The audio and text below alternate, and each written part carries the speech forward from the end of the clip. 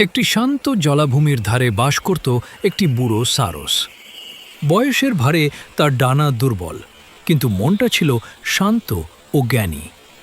সে সারাদিন ধীরে ধীরে হেঁটে খাবার খুঁজত। একই জলাভূমিতে থাকত দুষ্টু বকের একটি দল। তারা খুব চঞ্চল আর অহংকারী। বুড়ো সারসকে দেখলেই তারা হাসাহাসি করত। এই বুড়োটা তো উড়তে পারবে না। একদিন হঠাৎ ভয়ঙ্কর ঝড় এলো। দুষ্টু বকেরা দিশেহারা হয়ে গেল। তারা বুঝতে পারল কোথায় নিরাপদ আশ্রয় নেবে না। তখনই বুড়ো সারস ধীর কণ্ঠে বলল, আমার পেছনে এসো, বড় গাছটার নিচে গেলে নিরাপদ থাকবে। বকেরা বাধ্য হয়ে তার কথা মানল। ঝড় শেষ হয়ে সবাই নিরাপদে বেঁচে গেল। লজ্জায় তারা সারসের কাছে ক্ষমা চাইল। বুড়ো সারস মুচকি হেসে বলল, বয়স শক্তি কমায়, কিন্তু জ্ঞান বাড়ায়।